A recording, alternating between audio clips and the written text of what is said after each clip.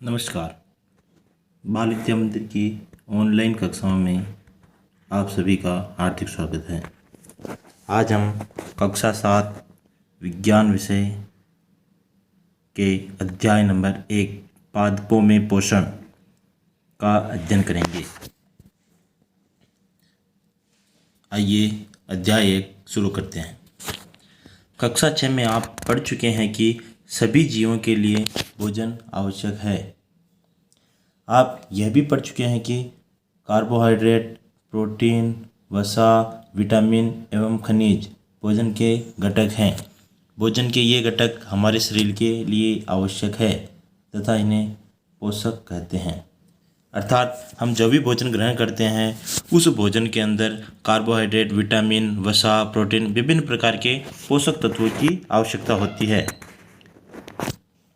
सभी जीवों को भोजन की आवश्यकता होती है। पादप स्वयं के लिए भोजन बना सकते हैं, यानी पेड़ पौधे जो अपना भोजन स्वयं बनाते हैं, परंतु मानव सहित कोई भी प्राणी अपना भोजन स्वयं नहीं बना सकता है। वे पादपों अथवा पादपों का आहार ग्रहण करने वाले जंतुओं से अपना भोजन प्राप्त करते हैं। अतः मानव तथा अन्य प्राणी प्रत्यक्ष अथवा परोक्ष रूप से पादपों पर निर्भर रहते हैं। अर्थात अगर हम कहें कि केवल पेड़ पौधे ही ऐसे प्राणी हैं या ऐसे जीव हैं जो अपना भोजन स्वयं बना सकते हैं, इनके अलावा कोई भी मनुष्य अपना भोजन स्वयं निर्मित नहीं कर सकता है। पादपों में इस पोषण की विधि के आधार पर हम इनको कुछ वर्गों में विभाजित कर सकते हैं। जैसे केवल पादप ही ऐसे जीव हैं जो जल, कार्बन डाइऑक्साइड, खनिज की सहायता से अपना भोजन बना सकते हैं। वे सभी पदार्थ उनके परिवेश में उपलब्ध होते हैं, यानी ये सभी पदार्थ ये जमीन से, वायु से और जल से ग्रहण करते हैं और सूर्य के प्रकाश का भी इसमें बहुत बड़ा महत्व होता है। पोषक पदार्थ सजीवों की शारीरिक संरचना, वृद्धि तथा क्षतिग्रस्त भागों के रखरखाव के लिए समर्थ बनाते हैं। विभिन्न जैविक प्रक्रमों के लिए आवश्यक ऊर्जा भी इन्हें प्रदान करते हैं। सजीवों द्वारा भोजन ग्रहण करने की एवं इसके उपयोग की इस विधि को पोषण करते हैं। पोषण की वह विधि जिसमें जीव अपना भोजन स्वयं संश्लेषित करता है स्वपोषण कहलाता है। स्वपोषण यानी वे जीव जो अपना भोजन स्वयं पोषित करते हैं उन्हें हम स्वपोषण कहते हैं। और ऐसे पादप जो अपना भोजन स्वयं बनाते हैं इन्हें स्वपोषी कहा जाता है। जैसे पेड़ पौधे, जंतु एवं अधिकतर अन्य जीव पादपों द्वारा संश्लेषित भोजन ग्रहण करते हैं, उन्हें विषमपोषी पोषण कहते हैं तथा ऐसे जीवों को विषमपोषी जीव कहा जाता है।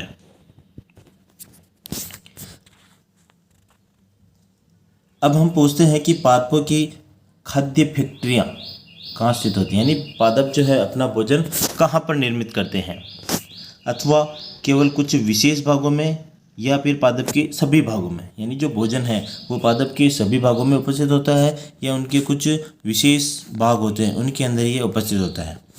पादप अपने परिवेश से कच्ची सामग्री किस प्रकार प्राप्त करता है, यानी वातावरण से वह जो है कच्ची सामग्री किस प्रकार प्राप्त करता है, खाद्य फैक्ट्रियों तक उनका स्थानांतरण वह किस प्रकार करता है। ये सभी अपन इसके अंदर पढ़ने वाला जो अपना अगला बिंदु है प्रकाश संश्लेषण। पादपों में खाद्य संश्लेषण का प्रक्रम। पत्तियां पादप की खाद्य फैक्ट्री होती है, यानी पादप की जो पत्तियां होती है वह भोजन बनाने का काम करती है, जिसे हम सामान्य फैक्ट्री भी कहते हैं, यानी प्रोडक्ट का निर्माण पत्तियों के अंदर होता है। अतः सभी कच्चे पदार्थ पत्तियों तक पहुंचने चाहिए। तो जो भी भोजन बनेगा तो उसकी जो पादप की फैक्ट्री यानी पत्तियां हैं वहाँ तक कच्चा पदार्थ पहुँचना चाहिए। मृदा में उपस्थित जल एवं खनिज जड़ द्वारा अवशोषित कर लिए जाते हैं, यानी जमीन के अंदर जो जल एवं खनिज लवण होते हैं तो पादप का जो भूमिगत भाग है जड़ उसके द्वारा अवशोषित कर लिए जाते हैं तथा तने के माध्यम से पत्तियों तक पहुंचाए जाते हैं। और उन सभी को जल एवं खनिज लवणों को तने के माध्यम से पत्तियों तक पहुंचाया जाता है, ताकि जो पत्तियां हैं वह सूर्य के प्रकाश के द्वारा भोजन का निर्माण कर सके। पत्ती की सतह पर उपस्थित सूक्ष्म रंध्रों द्वारा वायु में उपस्थित कार्बन डाइऑक्साइड प्रवेश करती है। अगर हम पत्ती की संरचना देखेंगे तो पत्ती की सतह पर सूक्ष्म रंध्र पाए जाते हैं। इन सूक्ष्म रंध्रों के द्वारा सूर्य के प्रकाश और जल एवं विभिन्न भागों को वह ग्रहण करती है। पत्ती में उपस्थित ये जो रंध्र हैं ये द्वार कोशिकाओं द्वारा घिरे होते हैं। अभी हम इसके आगे बढ़ेंगे कि द्वार कोशिकाएं क्या होती है, किस प्रकार से कार्य करती हैं। ऐसे छिद्रों को रंध्र कहा जाता है। एक अपने को कोशिका का चित्र दे रखा है, चित्र नंबर 1.1। इसके अंदर एक उदाहरण दे रखा है कि जो कोशिकाएं है वह किस प्रकार की होती है। सामान्यतः अगर हम बात करें तो उस कोशिका की खोज सर्वप्रथम रॉबर्ट हुक नामक वैज्ञानिक ने की थी। ये हम बड़ी क्लासों में पढ़ेंगे। अभी अपने को सामान्य संरचना दे रखी है, इसको अपन देख लेते हैं। आपने देखा इमारतें ईंटों से बनी होती हैं, जो दीवार होती है वो ईंटों से बनी होती है। इसी प्रकार सजीवों का शरीर सूक्ष्म इकाइयों से बनता है जो कोशिका कहलाती है। कोशिकाओं को सूक्ष्मदर्शी द्वारा देखा जा सकता है। सूक्ष्मदर्शी यानी माइक्रोस्कोप, इसके द्वारा हम कोशिका को देख सकते हैं। कुछ जीव मात्र एक कोशिका के बने होते हैं और हम सब जानते हैं कि एक कोशिक और बहुकोशिक, तो वे सभी जीव जिनका शरीर केवल एक कोशिका से बना होता है उन्हें हम एक कोशिक जीव कहते हैं, जैसे अमीबा, पैरामीशियम आदि। और वे जीव जिनका शरीर एक से अधिक प्रकार की कोशिकाओं से मिलकर बना होता है उन्हें बहुकोशिक जीव कहा जाता है। कोशिका एक पतली बाह्य संरचना द्वारा घिरी होती है जिसे कोशिका झिल्ली कहते हैं। यानी कोशिका के चारों ओर एक बहुत ही पतली संरचना पाई जाती है जिसे हम कोशिका झिल्ली कहते हैं। इसके अंदर की तरफ केंद्रक स्थित होता है एक सुस्पष्ट संरचना, यानी जो केंद्र भाग होता है उसके अंदर केंद्रक पाया जाता है और यह एक सुस्पष्ट यानी स्पष्ट रूप से दिखाई देने वाली संरचना होती है जिसे हम केंद्रक कहते हैं। केंद्रक के चारों ओर जेली के समान एक पदार्थ घिरा होता है जिसे कोशिका द्रव्य कहते हैं। और जो केंद्रक होता है मध्य भाग में, केंद्रक के चारों ओर एक तरल पदार्थ पाया जाता है जिसे कोशिका द्रव्य के नाम से जाना जाता है।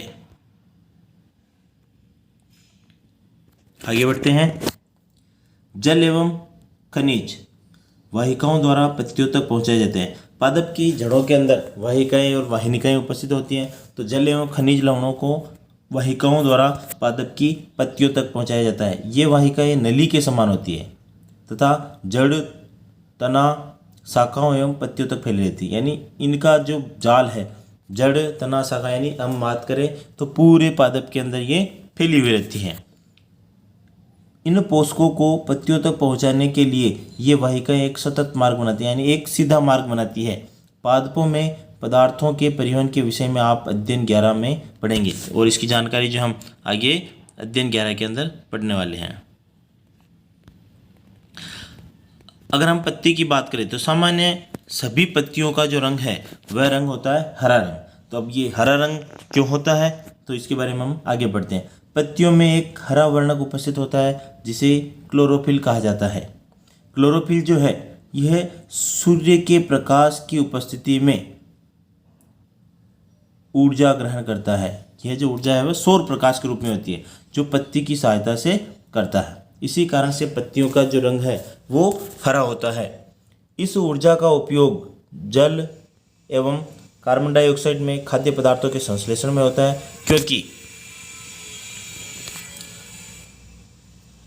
खाद्य संश्लेषण सूर्य के प्रकाश की उपस्थिति में होता है, इसलिए इसे प्रकाश संश्लेषण भी कहते हैं। यानी जो भोजन का निर्माण है वह सूर्य के प्रकाश की उपस्थिति में होता है, इसलिए प्रकाश संश्लेषण कहते हैं। तो प्रकाश संश्लेषण सामान्य हम समझ सकते हैं कि पादप की जो जड़ें हैं वे जमीन से जल एवं खनिज लवणों का अवशोषण करती हैं और पादप की जो पत्तियां होती हैं वे सूर्य के प्रकाश की उपस्थिति में जड़ द्वारा भेजे गए जल एवं खनिज लवणों के मिलाकर सूर्य के प्रकाश की उपस्थिति में भोजन का निर्माण करती है। इसलिए इस क्रिया को हम प्रकाश संश्लेषण कहते हैं। हमने देखा कि क्लोरोफिल सूर्य का प्रकाश, कार्बन डाइऑक्साइड एवं जल प्रकाश संश्लेषण के लिए आवश्यक है। इस पृथ्वी पर यह एक अद्वितीय प्रक्रम यानी ऐसा कार्य सूर्य के प्रकाश की उपस्थिति में और जमीन के द्वारा जो जल एवं खनिज लवणों का अवशोषण हो रहा है, इन सबको मिलाकर भोजन निर्माण करने का काम मनुष्य के द्वारा या किसी जीव के द्वारा नहीं किया जाता, इसलिए इसे एक अद्वितीय प्रक्रम भी कहा जा सकता है। पत्तियों द्वारा सौर ऊर्जा संग्रहित की जाती है तथा पादप में खाद्य के रूप में संचित हो जाती है।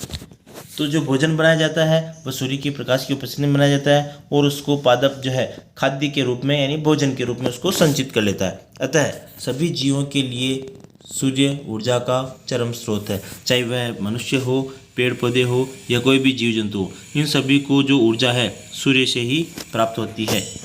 क्या आप कल्पना कर सकते हैं कि प्रकाश संश्लेषण नहीं होगा तो क्या होगा? यानी अगर हम बात करें प्रकाश संश्लेषण की, तो प्रकाश संश्लेषण यदि नहीं होगा तो हम देख सकते हैं कि पादप भोजन नहीं बनाएंगे। पादप भोजन नहीं बनाएंगे तो मनुष्य को भी भोजन किसी भी प्रकार से प्राप्त नहीं हो सकता है। प्रकाश संश्लेषण न होने की स्थिति में खाद्य उपलब्ध नहीं होगा यानी भोजन नहीं बनेगा। सभी जीवों का अस्तित्व प्रत्यक्ष अथवा परोक्ष रूप से पादपों द्वारा निर्मित भोजन पर निर्भर करता है।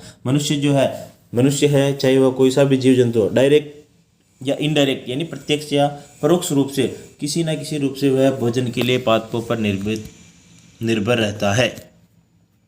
इसके अतिरिक्त सभी जीवों के लिए परम आवश्यक ऑक्सीजन यानी जो हम श्वास लेते हैं, श्वास के अंदर जो ऑक्सीजन ग्रहण करते हैं वह केवल पेड़ पौधों द्वारा ही अपने को प्राप्त हो सकती है। ऑक्सीजन भी प्रकाश संश्लेषण के दौरान निर्मित होती है। जो पादप जो है जब भोजन का निर्माण करते हैं तो वायुमंडल से कार्बन डाइऑक्साइड ग्रहण करते हैं और ऑक्सीजन छोड़ने का काम करते हैं। तो प्रकाश संश्लेषण की अनुपस्थिति में पृथ्वी पर जीवन की कल्पना असंभव है। यानी जब सूर्य का प्रकाश नहीं होगा तो पेड़ पौधे प्रकाश संश्लेषण की क्रिया नहीं करेंगे और प्रकाश संश्लेषण का प्रक्रम नहीं होगा तो ऑक्सीजन का निर्माण संभव नहीं हो पाएगा। प्रकाश संश्लेषण के दौरान पत्ती क्लोरोफिल युक्त कोशिकाएं सूर्य के प्रकाश की उपस्थिति में कार्बन डाइऑक्साइड एवं जल से कार्बोहाइड्रेट संश्लेषण करती है। इस प्रक्रम को हम एक समीकरण दे रखा है, इसके माध्यम से भी समझ सकते हैं। यानी पादप जो है वायुमंडल से कार्बन डाइऑक्साइड और जल को ग्रहण करता है सूर्य के प्रकाश की उपस्थिति में, और पादप में उपस्थित जो पत्तियां हैं उन पत्तियों के अंदर जो क्लोरोफिल पाया जाता है उस क्लोरोफिल के द्वारा कार्बोहाइड्रेट और ऑक्सीजन के निर्माण होता है। इस प्रक्रम के दौरान जो ऑक्सीजन निर्मुक्त होती है यानी उसमें से बाहर निकलती है उसका उपयोग मनुष्य करता है। कार्बोहाइड्रेट अंततः पत्तियों में मंड या स्टार्च के रूप में यानी खाद्य के रूप में संचित हो जाता है। पत्ती में स्टार्च की उपस्थिति प्रकाश संश्लेषण प्रक्रम का संपन्न होना दर्शाता है। स्टार्च में भी एक प्रकार का कार्बोहाइड्रेट है। स्टार्च जो है वो भी एक प्रकार का कार्बोहाइड्रेट है। अब हम देख सकते हैं एक चित्र दे रखा अपने को ऊपर ही क्लोरोफिल युक्त कोशिकाएं दर्शाते हुए किसी पत्ती का काट का चित्र। ये एक पत्ती की जो है अनुप्रस्थ काट का चित्र अपने को इसके अंदर दे रखा है। पत्ती के ये जो भाग है ऊपर वाला भाग, ये जो छोटे छोटे ब्लॉक्स अपने को दिखाई दे रहे हैं, इन ब्लॉक्स के अंदर क्लोरोफिल वर्णक पाया जाता है जिसके कारण से पत्ती अपने को हरे रंग की दिखाई देती है। और इसकी जो ऊपरी सतह है इस ऊपरी सतह पर रंध्र पाए जाते हैं, छोटे छोटे स्टोमेटा यानी छिद्र पाए जाते हैं जिन्हें हम रंध्र कहते हैं। अब इसके अंदर ये जो छोटी छोटी कोशिकाएं दिखाई दे रही है इन कोशिकाओं को हम द्वार कोशिकाएं कहते हैं। द्वार कोशिका यानी गेट सेल्स, द्वार गेट का काम करने वाली कोशिकाएं हैं। अब इनका मुख्य कार्य होता है कि यह जो है, जैसे हम एक उदाहरण ले सकते हैं, छुई मुई की पत्तियां जैसे ही हम उसको स्पर्श करते हैं सिकुड़ जाती है और कुछ समय बाद फैल जाती है। तो ये जो क्रिया है यह क्रिया उसके अंदर उपस्थित द्वार कोशिकाओं के माध्यम से होती है। ये जो बीच वाला भाग दिखाई दे रहा है ये भाग अपने को द्वार कोशिकाएं जो है, अब ये बंद होना या खुलना ये जो काम है ये सभी जो कार्य होते हैं पत्ती के अंदर जल का अंदर जाने पर और जल के बाहर निकल जाने पर, तो उसकी पत्ती का सिकुड़ना और फैलना ये जो क्रियाएं हैं ये सभी क्रियाएं द्वार कोशिकाओं के माध्यम से होती है और इस भाग को हम कहते हैं रंध्री द्वार।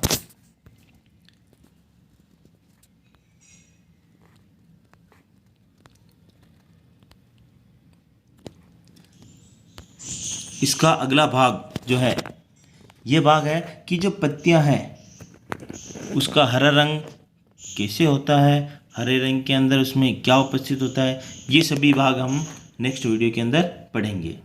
धन्यवाद।